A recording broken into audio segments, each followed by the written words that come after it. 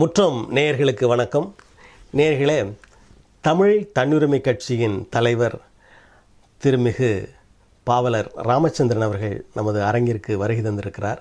அவரோடு இன்றைய அரசியல் நிலவரம் குறித்து நாம் பேசுவோம்.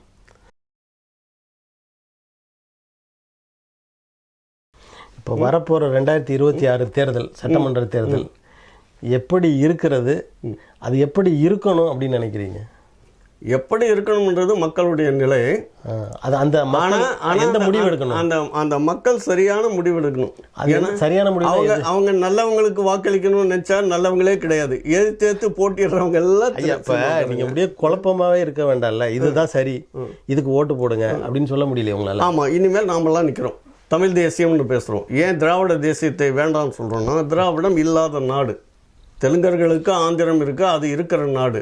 கன்னடம் இருக்கு, அது ஒரு இருக்கிற நாடு. மலையாளம் கூட அது இன்றைக்கு இருக்குது. தமிழர்களுக்குன்னு இருக்கிற நாட்டில் என்ன இது குறுக்கு சால் ஓட்டுறது திராவிடம்னு? இப்போ தமிழ் தேசியம் பேசுகிறவர்கள் சிறு சிறு குழுக்களாக தான் இருக்கிறாங்க. அது சிறு சிறு விதை தான், குழு அல்ல. விதை தான் ஆலமரமாகும். பெரிய விதை இருக்க பனைமரம் ஒத்தையில் நிற்குது. ஆனால் ரொம்ப ரொம்ப சின்ன, கடுகை விட சின்னதாக இருக்கிற ஆலமரம் விதை கண்ணில் பார்க்கவே தெரியாது, ஆனால் பார்த்தா பறந்து நிற்குது. அப்போது தமிழ் தேசியம்தான் பறந்து நிற்கின்ற ஒரு பெரிய ஆலமரம் வருங்காலத்தில். அந்த மாற்றத்தை உருவாக்குறதுக்கு தான் நாங்களெல்லாம் பல காலமாக உழைக்கிறோம், பேசுகிறோம், மேடையில் தனிமையில் பேசுகிறோம். எப்படி மேடை போட்டால் ஒரு 10 பேர் 50 பேர் 20 பேர் இருப்பாங்களே தவிர, ஆயிரக்கணக்கான மக்களை எனக்கு கூப்பிட்டு வந்து நாற்காலி போட்டு நிற்க வச்சு பேசுறதுக்கான வசதியும் இல்லை. இருந்தாலும் அதை செய்ய மாட்டோம், அது மக்களை கெடுக்கிறது. இது அதனால் இனிய ஆலமரம் தான் இது. உங்களால் இயலாத ஒன்றை நீங்கள் அதுக்கு வேறு எதையோ ஒன்று கற்பிதம் பண்ணி எங்களால் அதை நாங்கள் பண்ண மாட்டோம் அப்படின்னு சொல்கிறோம். இல்லை இயலாததில்ல, இயலக்கூடியதை. ஏன்னா யாரையும் நம்பித்தான் முதல்ல பார்ப்போம் மக்கள். இந்திய எதிர்ப்பு போராட்டத்தில் 67க்கு பின்னால் அண்ணாவை ஆட்சிக்கு வச்சோம். அண்ணாவும் இருமொழி கொள்கைன்னு தப்பாக பண்ணிட்டார். ஒரு மொழி கொள்கை தான் தமிழ்நாட்டினுடைய கொள்கைன்னு செஞ்சுருக்கணும். அதற்கு பின்னால் மறுபடியும் கருணாநிதி இறந்துட்டு வந்தார். அடுத்து ஒரு தேர்தல் வந்தது. தேர்தல் வந்த உடனே நம்ம காங்கிரஸை எதிர்க்கிற நோக்கத்தில் அவர் இந்திராவோட சேர்ந்தார். அப்புறம் இந்திராவுக்கு ஆதரவாக இருந்த பின்னால் அவர் வெற்றி பெற்று வந்த உடனே மறுபடியும் எம்ஜிஆர் வந்தார். எம்ஜிஆர் வந்த உடனே என்ன சொல்கிறாரு, கருணாநிதி ஊழல்காரா அது இதுன்னு ஏதோ சொல்லி நான் வரேன் நான் செய்கிறேன்னாரு. அவரும் அதை விட பெரிய ஊழலாயிட்டார். ஐயா, இப்போ திராவிடம் அப்படின்ற போது அண்ணா திராவிட முன்னேற்ற கழகம், திராவிட முன்னேற்ற கழகம், இதில் 2 தலைவர் இருக்காங்க. பழனிசாமி இருக்காரு, ஸ்டாலின் இருக்காரு. ஆனால் தமிழ் தேசியம் அப்படின்னு சொல்கிற நீங்கள் ஏதாவது ஒரு தலைவரை காட்டுங்க.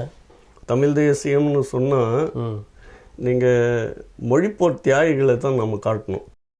தமிழ் தேசியம்னா இறந்து போனவர்கள் தலைமையில் ஆட்சி அமைப்பீங்க. அவங்களுடைய பேரில் நாங்கள் நிற்கிறோம். எப்படின்னா, தன்னை தந்து இந்த மண்ணை காப்பாற்றணும். நாங்கள் நிற்கிறோன்னு சொல்ல இல்லை தளபதி இப்படியெல்லாம் முன்னால் ஓடி போய் போர் பொழைக்கக்கூடாது. எங்களோட நாங்கன்னு சொல்லும் போது அதை நீங்கள் மொழிப்போர் தியாகிகள் இந்த மாநிலம் அமையறதுக்காக உயிர் கொடுத்தாங்களே, அவங்க இந்த நாட்டை வழி நடத்த வேண்டும்னு இருந்த வ.உ. சிதம்பரம் பிள்ளை, நேதாஜிக்கே பக்கம் நின்று பசும்பொன் தேவர், அவருக்கு முன்னால் இருந்தவர் யாரு, நம்முடைய செண்பகராமன் பிள்ளை. ஜெய்ஹிந்த், இன்னைக்கு இந்தியா முழுவதும் ஜெய்ஹிந்த் என்ற மந்திரத்தை சொன்னது யாரு? தமிழன். இந்த தமிழர்களுடைய வரிசையில வந்த நாம உங்க முரண்பாடா இருக்கீங்களா? ஜெய்ஹிந்த்ன்றது தமிழ் சொல் கிடையாது, தமிழ் சொல் அல்ல. அப்புறம் என்ன தப்பு அது? இந்த தமிழர் உணர்வுல தமிழரா இருந்தா செண்பகராமன் ஏதோ ஒரு தமிழை நான் சொல்லிட்டேன். இந்த நம்ம வீட்டுக்கு வர்றவனுக்கு நம்முடைய மொழியை நாம கற்றுக் கொடுக்கணும். ஏன் அவர் செண்பகராமன் விட்டார்? அதை செண்பகராமன் விடலை, இந்தியா முழுவதுக்குமான விடுதலை பேசினாரு. நாம தமிழ்நாட்டுக்கு மட்டும் விடுதலை கேட்டிருந்தா நாம அதை சொல்லிக்கலாம், வாழ்க இந்தியான்னு. ஆனால் இந்தியா முழுவதுக்குமாக, சொல்லப்போனால் பாகிஸ்தானுக்கும் சேர்த்து பண்ணது. அப்போ அவ்வளோ பெரிய விடுதலையே அவங்களுக்கு புரியுற மாதிரி ஜெய்ன்றதை அவர் தான் சொல்லுறாரு. அவருக்கு பின்னால் தான் இந்தியா முழுவதும் அந்த இந்தின்றது வலிமையாக இருந்திருக்கிறது. இந்தி அல்ல, அது ஒரு வட சொல். சரி, அந்த வட சொல்லுறது தான் வலிமையாக இருந்தது. தமிழை விட அதுக்கு தானே செல்வாக்கு இருந்தது. இப்போ கூட நாம சொல்கிறோம், தமிழை விட அதிகமாக பேசுகிற மக்கள் இருக்காங்க. இது இந்தி அல்ல, மராத்தி இருக்காங்க, குஜராத்தி இருக்காங்க. அந்த பக்கத்துலலாம் போனீங்கன்னா மத்திய பிரதேசமெல்லாம் வெவ்வேறு மொழிகள். ராஜஸ்தான்லேயே போய் இந்தியில் பேசுனாங்க இந்த அம்மா சோனியா காந்தி. அடடை இது என்னென்ன புரியலன்னுட்டு அந்த ராஜஸ்தானி மக்கள் சொல்கிறாங்க. அப்போ பல்வேறு மொழிகள் அங்கே இருக்குது. அதுக்காக நம்முடைய தமிழை உயர்த்தும் போது மற்ற மொழிகள்லாம் குறித்து பேச முடியாது. ஆனால் தமிழ் தான் கொடுத்தது, தமிழ் தான் தாயாக இருக்குது, முன்னிலையில் இருக்குது. தமிழர்கள் தான் சுதந்திர போராட்டத்துக்கு முன்னோடிகள். அதுக்கு முன்னால் தான் காந்தி வந்தார். 2026 தேர்தலில் திலகர் வந்தார். ஆமாம், 2026 சட்டமன்ற தேர்தலில் ஒவ்வொரு கட்சியும் இவர் தான் முதல்வர் அப்படின்னு ஒரு சொல்ல முடியுது. தமிழ் தேசிய கூட்டமைப்பு, தமிழ் தேசியத்தில் இருக்கிற கட்சிகள் யாராவது ஒருத்தரை இவர் முதலமைச்சர் என்று சொல்ல முடிகிற அளவில் நீங்கள் இல்லையே. இல்லை, அது உண்மைதான்.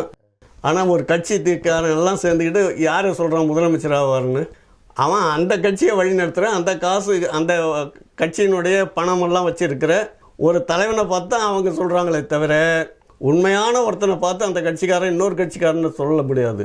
ஆனால் தமிழ் தேசியவாதிகள் என்ன சொல்கிறோன்னா, தமிழ்நாட்டினுடைய முதலமைச்சராக யாராக இருந்தாலும் ஒரு தமிழன் தான் வரணும். எடப்பாடி பழனிசாமி தமிழர் தானே? அவர் தமிழர் தான். அங்கே எங்கேயோ சாப்பிட்டுட்டு இருக்கிறவர் அவர் ஒரு ஒரு கொள்கைக்கு ஒன்று தமிழராக இருக்கணும்னு சொல்லுங்க. தமிழன்னா தலை வணங்காத சொல்லும் போது நீங்கள் என்ன பண்ணிருக்கீங்க, மாறிடுறீங்க. நீங்கள் தலை வணங்காத தமிழனாக இருக்கணும். எப்படி தலை வணங்காத தமிழன்? இப்போ சண்பகராமன் பிள்ளையை பேசணும், இங்கே தமிழ்நாட்டில் இருந்து இருக்கிற வ.உ. சிதம்பரம் பிள்ளை அவர்களை பற்றி பேசணும், இங்கே இன்னும் ஐயாவை பற்றி பேசணும்னு பல பேர். ஆனால் நீங்களாம் காலில் விழுந்தெல்லாம் ஒரு பதவியை வாங்குறீங்க. ஒரு முதலமைச்சராக இருக்கிறவர்களுடைய தகுதி எதுவாக இருக்கணும்?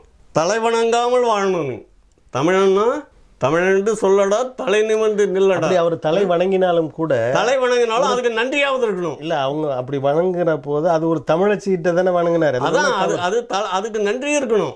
நீங்கள் நாம் நன்றி அறிதலை பற்றி வள்ளுவர் எவ்வளோ எழுதியிருக்காரு ஒவ்வொன்றும், புரியுதா? தமிழன் அதனால தான் பின்னடையில் இருந்திருக்கான். இந்த மாதிரி ஈனத்தனமெல்லாம் செய்யாமல், தப்பு தவறுகள் செய்யாமல், யாரையும் வஞ்சிக்காமல், யாரையும் ஏமாற்றாமல், சொன்ன சொல்ல அப்பப்போ மாற்றிக்காமல், இந்த மக்களை குடிகாரர்களாக ஆக்காமல், இந்த நிலத்தில் இருக்கிறவங்களுடைய வருமானம் எல்லாம் நிலைப்படுத்த, தொழில்கள் எல்லாம் வணிகம் எல்லாம் தமிழர்களாக இருக்கிறதுக்காகத்தான் நாம் பேசுகிறோம். அப்படி பேசுகிறவங்க யாராவது இருந்தால் உண்மையிலேயே வர வேண்டியது தான். இப்போ நீங்கள் அந்த நிகழ்வு நடக்குமான்னு தெரியல. தமிழ் தேசியத்தை சேர்ந்தவர்கள் நாட்டை ஆழ்வார்களா என்பது தெரியும். அதெல்லாம் சொல்லவே முடியாது. அதற்கான வாய்ப்பும் இல்லை மாதிரி. இல்லை வாய்ப்பு இல்லாமல் இல்லை. காலம் வலியது, காலம் பெரியது. நாளை காலை இன்னொரு தமிழனை கொண்டு வந்து அங்கே மேலே நிறுத்திடும், புரியுதுங்களா? அந்த தமிழனும் இது போல ஏதாவது தப்பு பண்ணால் அப்பவும் இந்த தமிழ் தேசியம் கேட்கும் இருந்துன்னு. இப்போ தமிழ்நாட்டின் முதலமைச்சர் அவர் என்ன சொல்றாரு, ஒரு 200க்கும் அதிகமான இடங்களை பிடித்து மறுபடியும் நாங்கள் தான் ஆட்சிக்கு வருவோம், பெண்கள் எல்லாம் எங்களுக்குத்தான் வாக்களிப்பார்கள், அவர்களுக்கான தேவைகளை நாங்கள் பூர்த்தி செய்துள்ளோம் அப்படின்லாம் சொல்றாரு. நல்லது, வரணும். ஏன்னா எல்லாருக்கும் அந்த இருக்கு. நம்ம கண்ணை மூடி தூங்கினாவே நமக்கு கற்பனை தானே அதிகம். அதோடு சேர்ந்து கொஞ்சம் கனவு வேறு வரும். இது நடக்காது, கனவு தான்றீங்களா? இல்லை, கனவு வேறு வரும். அந்த கனவுல எப்படினாலும் கண்டுக்கலாம். ஆனால் மக்கள் அப்படி தான் இருப்பாங்க நீட்டெல்லாம் நினைக்க முடியாது. ஏன்னா காற்று வீசுகிற திசையில் மரங்கள் ஆடும்னுவாங்க. காலம் நாளை எப்படியெல்லாம் போகும்னு சொல்ல முடியாது. எல்லா இலவசமும் கொடுத்துட்டா இப்போ வீடுகள் எல்லாம் அனாதைகள் ஆகிடுச்சு. தொழிலே இல்லாதவர்கள், தாய்க்கு வர அந்த 1000-2000 பிடிங்கி சாப்பிட்ற பிள்ளைகள் தான் இருக்காங்களே தவிர, பிள்ளைகளுக்கு பிள்ளைகள் சம்பாதிச்சு வந்து தன்னுடைய குடும்பத்தில் அண்ணன் தம்பி மாமன் மச்சான் எல்லாம் உறவுகளை எல்லாம் பார்த்து தன்னுடைய தாய் தந்தைகளை எல்லாம் பேணுகின்ற நிலைமை இன்றைக்கு இல்லை. இப்போ எல்லாமே சுருங்கி வருது. ஒரு குடும்பம் என்பதே ஒரு 3-4 பேரோடு முடிஞ்சிருது. கணவன், மனைவி, குழந்தை. அப்போ இந்த குழந்தை என்ற நிலையில் இருக்கிறவங்க, இந்த 3-4 பேர் இருக்கிறவங்க தமிழ்நாடு என்ற ஒரு பெரிய குடும்பத்தை பற்றி நினைக்க முடியுமா? நினைப்பாங்களா? அப்படி நினைக்கக்கூடாது என்ற செயலுக்கு தான் இந்த அத்தனை இலவசங்களும் வருது. இப்போ இலவசங்கள் கொடுக்கக்கூடாது அப்படின்னு நினைக்கிறீங்களா? இலவசம் எதுவுமே இருக்கக்கூடாது. மக்களை வாழ வைக்கின்ற திட்டம் மட்டுமே இருக்கணும். இப்போ இயலாமையில் இலவசங்கள் வந்து அரசாங்கத்துக்கு கொடுக்குற வரி பணம் இலவசம். மக்களெல்லாம் சம்பாதிச்சு கட்டுற வரி பணம் இருக்கு பாரு, அது ஆட்சிக்கு வர முதலமைச்சருக்கும் அமைச்சர்களுக்கும் மற்றவர்களுக்கும் கொடுக்கின்ற ஒரு இலவசம். இதை நாங்கள் சம்பாதிச்சோம்பா, இவ்வளோ காசு இருக்குது, இதை நீ வச்சுக்கோ, நீ வச்சுக்கிட்டு நீ இதை அதை பார்த்து நடத்துன்றது. ஆனால் இப்போ திசை மாற்றிட்டு அந்த அவர்கள் கொடுக்குற, பொதுமக்கள் கொடுக்குற அந்த பணத்தை சரியாக நிர்வாகம் செய்யணும் அப்படின்ற போது சக்தி இல்லாதவர், அதாவது வாங்க ஆற்றல் இல்லாதவர், அது இல்லாதவங்களை பற்றியெல்லாம் நீ எல்லாம் கவலைப்படாத. அப்போ நிர்வாகத்தில் இருக்கிறவங்க நீங்கள் யாரும் சாப்பிட இல்லாதவங்களுக்கு தான் வள்ளலார் சொன்னார், பசிப்பினி போகணும் சாப்பிடணும்னுட்டு. நீங்கள் வல்லாருன்னா உங்களுக்கு நீ சம்பாதிச்சியோ இல்லை மற்றவங்ககிட்ட வாங்கியோ அதை நடத்தலாம் வள்ளலார் போல். அதாவது சாப்பாடு மட்டும் கொடுக்கலாம் இலவசமா. நீங்க வந்து ஆட்சி பண்ண தான் வந்தவங்க, இருக்கிறவங்கள ஆளுவது, இல்லாதவங்கள ஆள்றதுக்கு வரல. நீங்க இல்லாதவங்கள இல்லாமையிலேயே வச்சிருக்கிறதுக்கு வரல. வரி கொடுப்பவர்கள் மட்டும்தான். வரி கொடுக்கறவங்களுக்கு அல்ல, வரி கொடுக்கறவங்களுக்கு அந்த உதவியை அரசாங்கம் செய்யணும், அந்த தொழில் நிலைத்து இருக்க. வரி கட்டுறவங்களுக்கு அந்த அந்த உதவி கட்டாதவங்களுக்கு போய் சேரணும். நீங்க ரெண்டுமே இல்லையே. இல்ல அதைத்தானே பண்றாங்க. எங்க பண்றீங்க? வரி வாங்கி இயலாதவர்களுக்கு அவங்க இலவசமா அதை கொடுக்குறாங்க. இலவசமா நீ ஏன் கொடுக்குற? நான் எங்க பொறுப்பு கொடுத்து இல்ல, நீங்க எங்க கிட்ட வாங்க கூடாது, என் வரியே வாங்கக்கூடாது. நீங்க கடன் வாங்குறீங்களா? இப்ப 8.5 லட்சம் 10 லட்சம் கோடி ஆகிப்போச்சு இல்ல.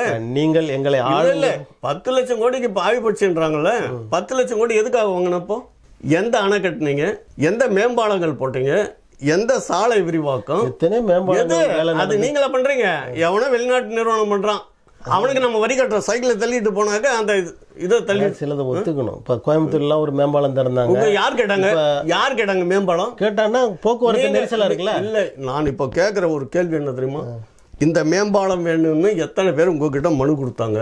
இந்த கல்லூரிகள் வேணும், ஆங்கிலம் நடத்துற பள்ளிக்கூடங்கள் வேணும்னு எத்தனை பேர் உங்ககிட்ட கேட்டாங்க? ஆமா, அது எப்படி? இல்ல நீ திணிக்க கூடாது. இல்ல இப்ப அடையாறுல ஒரு பாலம் திறக்க போறாங்க, தேவையா? அங்க வந்து நிறைய நெருக்கடி இருந்தது.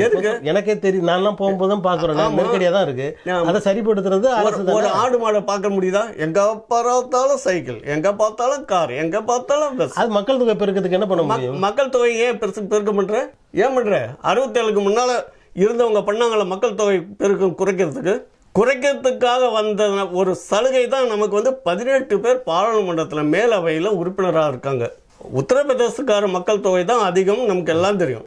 ஆனால் அதுக்கு அடுத்து அவங்களுக்கு 24 பேர் இருக்காங்க, நமக்கு 18 பேர் இருக்காங்க மேலவையில். ஆனால் அவங்கள பாதி தான் நாம் இருக்கிறோம். பாதி இருக்கவங்களுக்கு எப்படி 18 கொடுத்தாங்க? தமிழ்நாடு வந்து குடும்ப கட்டுப்பாடு திட்டத்தால் தமிழ்நாடு குடும்ப கட்டுப்பாடு திட்டத்தால் மக்கள் தொகை உயராமல் அப்படி இருக்கு. அப்போ உயர்ந்து இருந்தா இவங்களுக்கு 18 பேருக்கு மேல இருப்பாங்க. அப்போ 18 பேரை நாம கொடுக்க வேண்டிய நியாயம்னு மத்திய அரசு கொடுத்தது. ஆனா இன்னைக்கு அதுலயே கை வைக்கிறேன்றாங்களே. 49 இருக்கிற 39 இருக்கிற பாராளுமன்ற தொகுதியை 30 தொகுதி ஆக்கணுன்றாங்களே. என்ன கேள்வி? என்ன பண்றீங்க? என்ன ஆட்சி பண்றீங்க நீங்க? திராவிட முன்னேற்ற இந்த வாய் பேச்சு தான் திராவிடம்னாவே பொய் பேச்சு தான். நீங்க என்ன நடவடிக்கை எடுத்துறீங்க? தமிழ்நாட்டுல என்ன பண்ண போறீங்க? இப்போ தேர்தல் முடிஞ்ச உடனே இப்போ அதிகமா நீங்க பெத்துக்குங்கன்னு சொல்ல போறாங்களா? இப்ப சொல்லணும்னு நினைக்கிறீங்களா? நாங்க பெத்துக்கிறது இல்ல.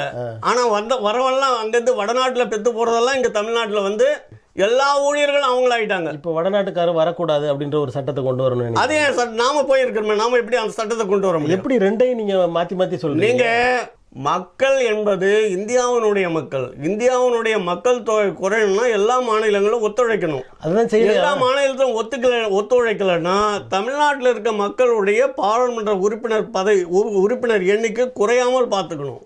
நாங்கள் ஒரு நன்மை செஞ்சோம் இந்த நாட்டுக்கு. எங்களுடைய இனத்தினுடைய பெருக்கத்தை குறைச்சோம். அதுக்காகத்தான் பாராளுமன்றத்தில் 39 பேர் இருக்கிறாங்க. ஆனால் நீங்கள் அதை குறைக்க கூடாதுன்னு தமிழ்நாட்டு முதலமைச்சர் குரல் கொடுக்கணும். தமிழ்நாட்டில் இருக்க கட்சிகள் பேசணும். எங்க பேசுனீங்க? தேநீர் இடைவேளை வந்துச்சுன்னா உடனே ஓடி போயிடுவீங்க. உங்களுக்கு சாதகமான செய்தியை மாத்திரம் கேட்டுக்கிறீங்க. இல்ல, எங்களுக்கு ஒரு சாதகமான செய்தியும் இல்லைங்க. பேசியிருக்காங்க. அதாவது மக்கள் தொகை குறைக்க கூடாதுன்னு பேசுறாங்க. இல்ல, மக்கள் தொகையை குறைக்க கூடாது. மக்கள் தொகைக்கு ஏற்ப எப்படி பாராளுமன்ற இடங்கள் நீங்க போய் பேசணும். பிரதம கிட்டே பேசணும் முதலமைச்சர். எங்க தமிழ்நாட்டினுடைய 39 பாராளுமன்ற உறுப்பினருடைய நீங்க எப்படி குறைக்கணுன்றீங்க? அது அன்றைக்கு இருந்த பிரதம மந்திரி நேரு அவர்கள் கொடுத்தது சட்டமன்றத்தில் பாராளுமன்றத்தில். அவருடைய உறுதிமொழி மேல தான் அது கிடைச்சது. அதை நீங்க மாத்தது எப்படி? அதே மாதிரி தான் தமிழ்நாட்டில் தமிழர்களுக்குன்னு தனி மாநிலம் அமைஞ்சது. தமிழ் பேசும் மாநிலம் இது. தமிழ் பேசும் மாநிலத்தில் என்ன இந்தி, ஆங்கிலம், தெலுங்கு, கன்னடம், மலையாளம் எல்லாம் என்ன கொண்டு வரீங்க? நாடாளுமன்றத்தில் இதை பற்றி தொடர்ந்து பேசியிருக்காங்க. நீங்க நல்ல பேச்சாளர், எங்களுக்கு நல்லா தெரியும். காலமெல்லாம் பேசினவங்க. ஜனநாயகத்தில் நாம உத்தரப்பிரதேசத்தில் போய் குஜராத்தில் போய் நம்முடைய தமிழ் தேசிய அரசியல் கூட்டமைப்பு கூட நிற்கலாம். அதை வந்து யாரும் வேணாம்னு சொல்ல முடியாது. சரி. ஆனால் இந்தியா என்பது ஒரே நாடுன்னு இருந்தால் இந்த ஒரு நாட்டுக்குள்ள இருக்கிற எல்லா ஏற்றத்தாழ்வுகளையும் மத்திய அரசு தான் பார்க்கணும். ஆனால் தங்களுடைய ஏற்றத்தை அந்தந்த மாநிலத்து ஆளுங்கட்சி எதிர்கட்சிகள் தான் பார்க்கணும். இப்படி வரும்போது தமிழ்நாட்டினுடைய ஏற்றத்தாழ்வுகளை தமிழ்நாட்டை ஆளுகின்ற எதிர்கட்சி ஆழ்ந்தவங்க இதுவரையிலும் எதையாவது பார்த்துருக்கீங்களா? காவிரி பிரச்சனையை ஒழுங்கு பண்ணியிருக்கீங்களா? காவேரியிலிருந்து வந்த தண்ணியே இன்றைக்கி தமிழ்நாடு வருதா? அப்படியே வந்தாலும் வேளாண்மைக்காக தமிழ்நாட்டினுடைய தஞ்சை மாவட்டம், திருச்சி மாவட்டம் இன்றைக்கு இருக்குதா? முல்லை பெரியாறு அணையில் நமக்கு என்ன பயன் கிடைக்குது? முல்லை பெரியாறு அணை ஏன் அவன் ஒடிச்சு தள்ளணும்னு சொல்கிறான். ஆனால் அது கடந்த 1000 வருடத்துக்கான உறுதிமொழி, 999 ஆண்டுகளுக்கு. அதுக்கு மேலே இருக்கிறதே நம்ம நாடு தானே. அதெல்லாம் பேசு. தமிழர்கள் எங்கெங்கே அதிகமாக இருக்காங்களோ மக்கள் தொகையில், கேரளத்தில் இருக்க மக்கள் தொகை எங்கெங்கே பகுதியில் தமிழர்கள் அதிகமாக இருக்காங்களோ அதெல்லாம் பழைய பகுதியெல்லாம் தமிழ்நாட்டோட மீட்கணும்னு தமிழ்நாட்டு முதலமைச்சர் சொல்லணுமில்ல. அதே மாதிரி ஆந்திரா கிட்ட பறிபோய்விட்ட நீங்கள் சொன்னீங்களே, திருப்பதி காலத்தி எல்லாம் நம்மோட சேரணும்னு முதலமைச்சர் பேசணும், எதிர்கட்சி தலைவர்கள் பேசணும். அதெல்லாம் விட்டு தேர்தல் வந்தால் உடனே 2 பேரும் சண்டை பிடிக்கிற மாதிரி சண்டை பிடிச்சிக்கிட்டு அப்புறம் வாக்கை வாங்கிட்டு அப்புறம் போயிடுவீங்க. 67க்கு பிறகு 2 திராவிட கட்சிகள்லாம் ஆண்டு கொண்டிருக்கின்றன. இப்போ 2026ல் அந்த நிலை மாறுமா? மாறணும்னு நினைக்கிறீங்களா? கண்டிப்பாக மாறும். இப்போ மாறிடுச்சு. பல பேர் நினைக்கிறாங்க தமிழ் தேசியம் தான் சரி, தமிழர்கள் தான் சரி, தமிழ்நாடு தமிழர்களுக்குன்னு தான் சொன்னாங்க. அறிகுறி கூட தெரியலையே. அது அப்படிதான் இருக்கும். நீங்க புரட்சி என்பது அமைதியாக தான் நடக்கும். சரி, அமைதியாக நடந்து எழுந்து நிற்கும். அப்போதான் உங்களுக்கும் தெரியும், நமக்கும் தெரியும், நமக்கும் புரியும்.